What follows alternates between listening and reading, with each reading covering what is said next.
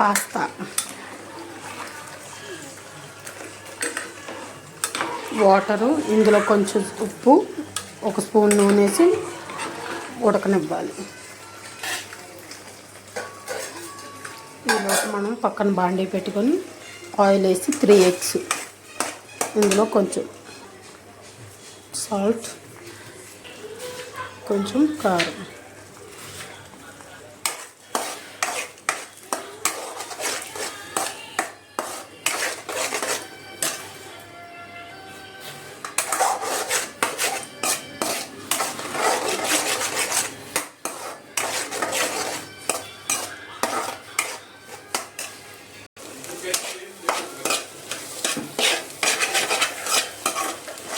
ఇలా వేసుకొని దీన్ని ప్లేట్లోకి తీసి పెట్టుకోవాలి.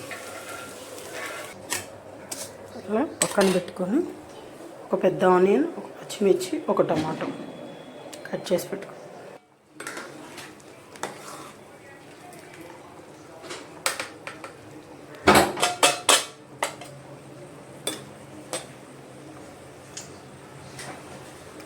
ఇంకా ఉడకాలి.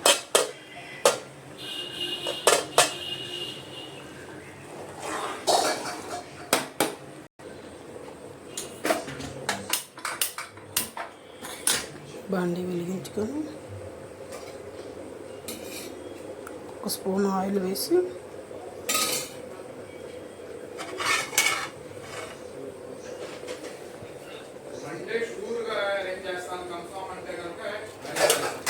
ఒకసారి వేసేయాలి.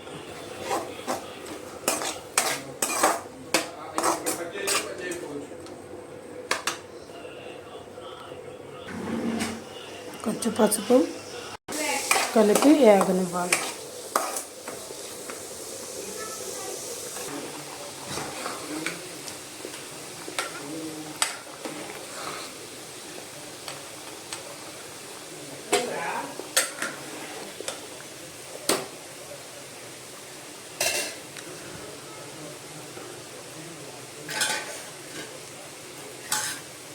ఇంకా ఉడకాలి.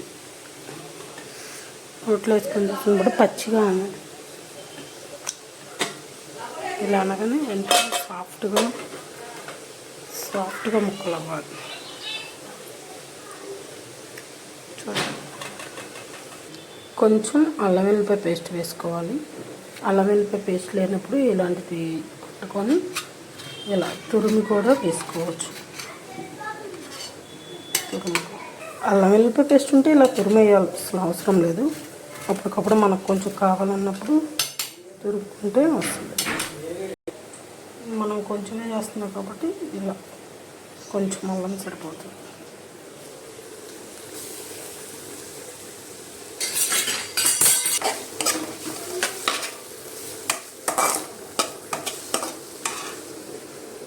అలాగే వెల్లుల్లి కూడా, ఇలా వెల్లుల్లిపాయ కూడా కొంచెం చెక్కు తీసి గీరుకోవాలి.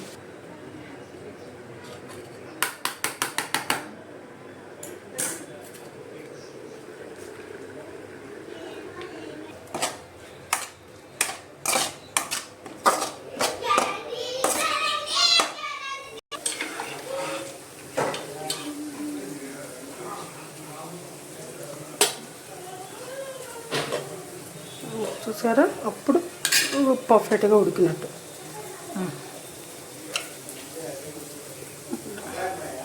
ఇది బాగా వేగాలి.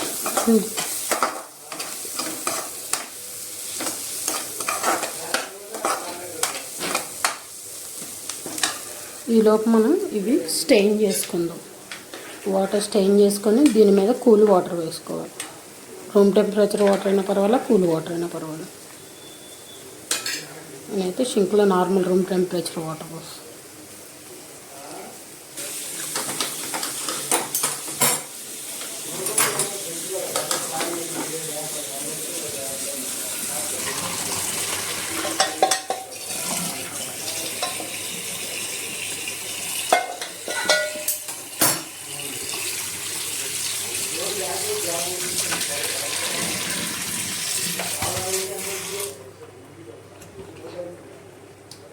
వాటర్ స్టెయిన్ అవ్వాలి.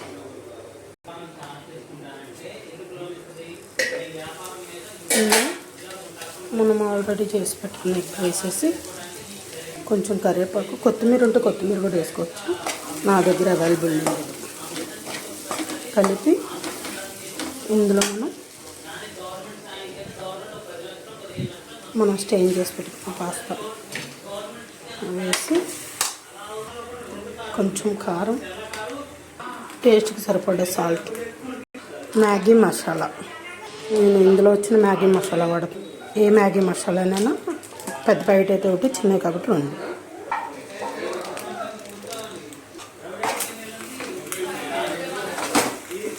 బాగా కలుపుకొని సర్వ్ చేసుకోవడం.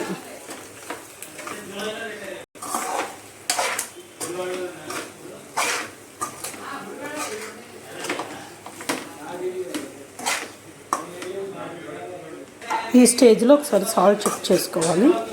ఒకరో తీసి దీన్ని సాల్ట్ చెక్ చేసుకొని సరిపోతే యాడ్ చేసుకోవాలి. ఇలా మూత పెట్టి ఒక 1 మినిట్ మగ్గనిచ్చి తీసేయడం, అంతే. Pasta ready.